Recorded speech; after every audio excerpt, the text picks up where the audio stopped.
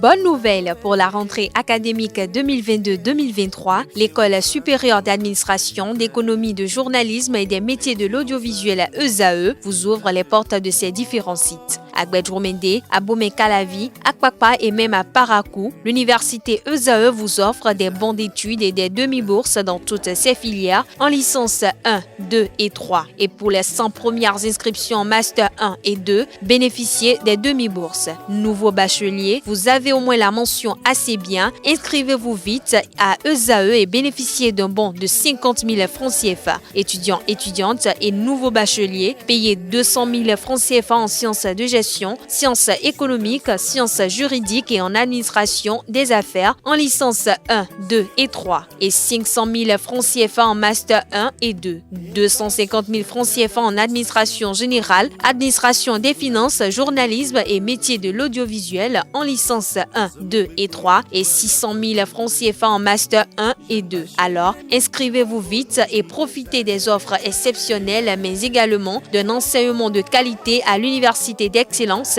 ESAE. Infoline 90 93 65 21 ou le 98 98 14 00.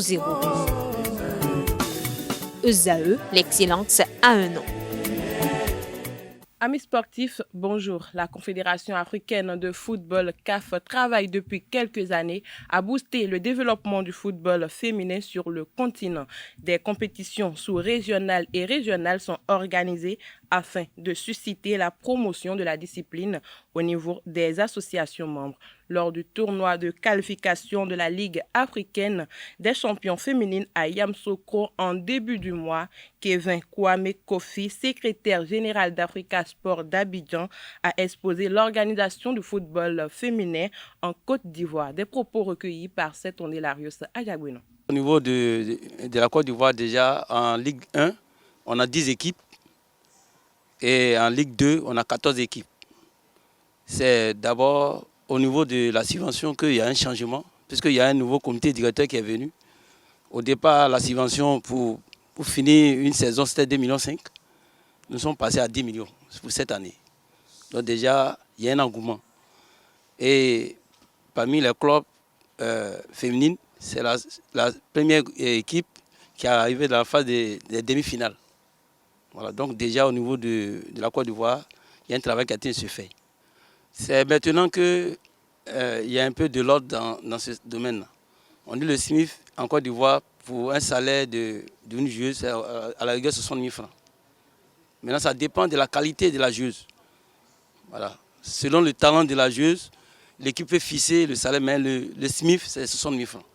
Bon, on a reçu un soutien du ministère de la Fédération. Et puis, comme l'Africa est un club omnisport, on a plusieurs sessions, on a le football, l'athlétisme.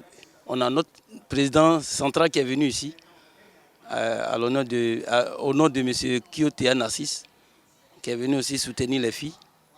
Donc à ce niveau, il n'y a pas de problème. C'est au niveau des différents responsables, que ce soit au niveau des ministères. Voilà, comme c'est des femmes, vraiment, il n'y a pas trop de sérieux. Vous voyez que même en demi-finale, on a dans la tribune aucun responsable de la fédération, aucun responsable du ministère. Oh, pourtant, c'est le pays qui est engagé. Donc, y a-t-il l'intention de nos différents responsables des différents domaines qui nous soutiennent dans ce sens-là? Au Ghana, le football féminin connaît un peu plus d'évolution dans sa structuration et son financement. Suivez les explications de Victor Elias Sechi, manager général de Berry Ladies Football Club. Le football féminin au Ghana, qu'on peut dire, est un peu avancé. Un peu avancé dans le sens du côté média, côté promotion, côté marketing. D'abord, les matchs des filles sont souvent télévisés sur une chaîne qui est sur Star Times, le décodeur chinois Star Times. Et la ligue même est divisée en deux. Il y a la zone du sud et la zone du nord. Et à la fin, nous avons le gagnant de la zone du sud et le gagnant de la zone du nord qui vont vers la finale et jouer la finale.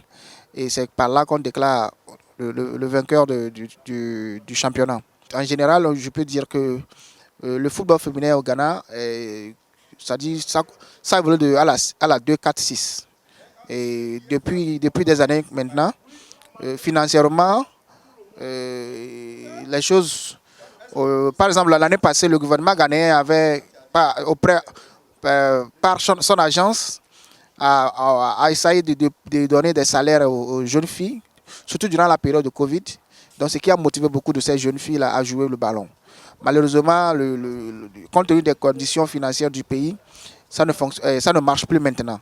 Mais la vérité est qu'actuellement, comme nous sommes en train de parler, la Fédération ghanéenne de football a trouvé un partenariat avec Malta Guinness. Malta Guinness que nous connaissons tous. Et Malta Guinness est pratiquement dans presque tous les pays de la sous-région. Et si aujourd'hui Malta Guinness rentre en partenariat avec le football ghanéen, surtout plus précisément le football féminin, pour la promotion et le développement du football féminin, c'est déjà une grande chose pour la Fédération ghanéenne et pour les jeunes filles ghanéennes. Et donc aujourd'hui, il y a beaucoup de motivation. Avant même qu'un PM d'accord ne vienne ici, même l'année passée, le vice-président de la République a toujours des dons qu'il donne. Il donne toujours des fonds aux jeunes filles, c'est-à-dire à l'équipe gagnante de la Ligue pour se préparer pour la compétition du Champions League. Et c'est ce qu'il a fait aussi avec Ampem Dako cette année aussi. Et deux fois successivement, il a toujours tenu à sa parole.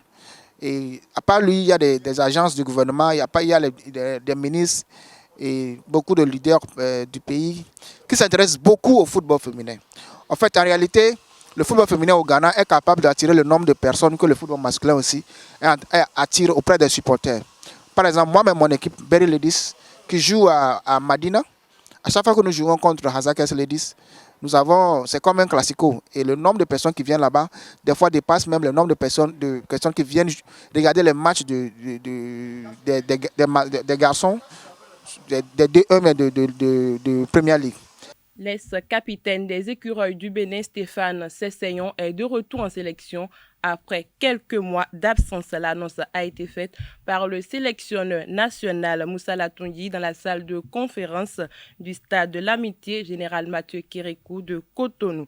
Une équipe de notre rédaction a recueilli les commentaires des journalistes sportifs au sujet du retour de Stéphane Sesseyon. Suivons ensemble.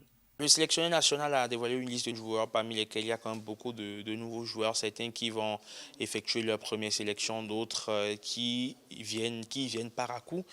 Ce sera pour lui quand même l'occasion de les tester pour voir s'ils sont candidats éventuellement à des places de titulaires dans notre équipe nationale, parce qu'il faut à un moment donné commencer par challenger les postes pour que certains ne se sentent pas comme des seigneurs, comme des sénateurs, et donc il faut pouvoir les challenger pour évidemment amener de la concurrence. On sent qu'il y a une envie au niveau du sélectionneur national de faire un turnover, de toucher à de nouveaux joueurs, quitte à avoir des doublures, comme il a dit, j'emploie ces mots.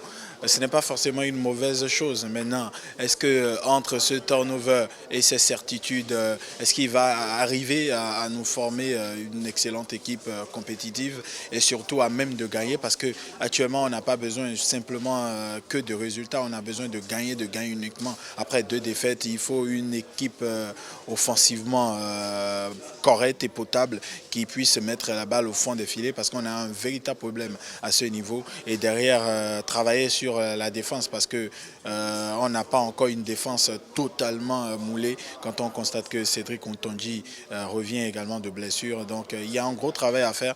On attend de voir un peu ce que cela va donner. Pour le retour de Stéphane Sesseyon, je crois que ça fait 2 ans quand même que Stéphane Sesseyon n'est plus revenu en équipe nationale. Aujourd'hui, il a 39 ans. Il y a beaucoup de questions qui restent en suspens. Est-ce que Stéphane Sesseyon peut continuer par être utile? On a toujours besoin d'un joueur de son calibre quand on sait le poids de l'âge, quand on connaît le métier et l'expérience de ce joueur. On est forcément tenté de dire qu'il va aider les plus jeunes ou qu'il va apporter de son savoir-faire. Et en même temps, on est un peu déçu parce qu'on se dit qu'après autant d'années qu'on n'ait pas trouvé de véritable remplaçant pour le capitaine Stéphane Sesseyon. Ça prouve à quel point le football n'arrive pas à enchaîner avec les générations. Au-delà du sportif, Stéphane Sesseyon a cette carrure de patron des écureuils du Bénin. Il va amener un peu plus de sérénité dans le groupe, c'est une évidence. Après, sur l'aspect purement sportif, je doute qu'il soit véritablement apte à faire 90 minutes. La peau dans son club, il a joué une trentaine de minutes environ. C'est déjà pas mal parce qu'il a passé près de 2 saisons à ne pas être sur une pelouse de foot. C'est jamais évident. Il est en train d'avoir presque 40 ans, 38 ans, si je n'ai pas tout oublié. Voilà. Donc ça peut être très difficile. Mais voir Stéphane Sessegnon 20, 25 minutes dans un match avec les écureuils du Bénin, dans ce milieu de terrain, ça peut toujours apporter un plus parce que la technique, il ne l'aura pas perdu. La vision de jeu, il l'aura toujours. Après, c'est à lui de trouver le sens du déplacement qu'il faut pour s'économiser beaucoup plus et apporter un vrai plus à cette équipe. Mes impressions sont un peu mitigées parce que c'est vrai qu'on connaît Stéphane Sessegnon, mais et on se pose beaucoup de questions. 2 ans d'absence, 2 ans sans activité. Est-ce qu'on aura le même Sessegnon de cela il y a 2 ans, 3 et 4 ans? Par le passé, on se pose beaucoup de questions sur sa qualité. J'avoue que le retour de Sessegnon, ce n'est pas une surprise. Et pour moi, il était là déjà avec l'équipe. Il est là régulièrement, même d'ailleurs comme accompagnateur et tout. Maintenant, l'objectif pour que le public, ou soit les confrères ou bien les journalistes, ne tirent pas sur son retour en sélection, qu'il est sans club. Parce qu'arrivé à un moment donné, on nous miroitait que bon, il faut être titulaire dans son club ou soit avoir un club pour espérer être sélectionné. Donc, le sélectionneur ne voulait pas faire venir Sessegnon sans club. Et donc, aujourd'hui, il est un club. Donc, c'est logique qu'il soit là. Il y a longtemps que j'attendais son retour. J'attendais ce retour. Pourquoi? Il est vrai que vous me direz que Sessegnon n'est plus le Sessegnon d'avant. Il était sans club. Il a fait des mois, des années à la maison. Oui, d'accord. Mais Sessegnon reste toujours Sessegnon. Il a tout récemment signé à Malte, un club de première division à Malte, Sirène FC pour ne pas nommer le club. Je pense qu'il a commencé tout petitement dans son club. Il a montré de belles choses depuis qu'il s'est engagé avec le club. En équipe nationale, il a forcément des choses à montrer. Il a, comme un guide, il montrera le chemin aux plus jeunes. Le reste, c'est de la manière dont on va pouvoir l'exploiter, l'utiliser, qui va faire la différence. Donc pour moi, on n'a pas mieux, on a besoin de personnes en milieu de terrain, on a besoin d'un manieur de ballon, d'un maestro, et il est. Progressivement, Moussa Tonji est en train de préparer la relève au sein de cette équipe nationale du Bénin. Sessegnon, ma foi, va apporter. Mais si ce n'est plus beaucoup, il va apporter ce qu'il peut. Quelques 20, 25, 30 minutes, je pense que c'est bon pour le moral. En tant que capitaine emblématique, il aura aussi à cœur de porter l'équipe pour ces journées FIFA. Et pourquoi pas, s'il convainc, Moussa Tonji lui fera encore appel pour la suite des éliminatoires de la Coupe d'Afrique des Nations Côte d'Ivoire 2023. Dernière information, la commission de discipline de la Fédération internationale de football, association FIFA, a imposé une période d'inéligibilité de 4 ans à 2 joueurs testés positifs à des substances interdites lors des qualifications pour la Coupe du Monde Qatar 2022. Il s'agit de Eric Alejandro Ribera de Salvador, contrôlé positif au clostébol à l'issue d'un match disputé le 8 septembre 2021 et de Sabri Ali Mohamed de Djibouti, testé positif à de la testostérone exogène à l'issue d'un match disputé le 12 novembre 2021. Ces suspensions s'appliquent à tous les matchs nationaux, internationaux, amicaux ou officiels. Et c'est tout pour la paille des sports de ce matin. On se retrouve lundi pour le même plaisir.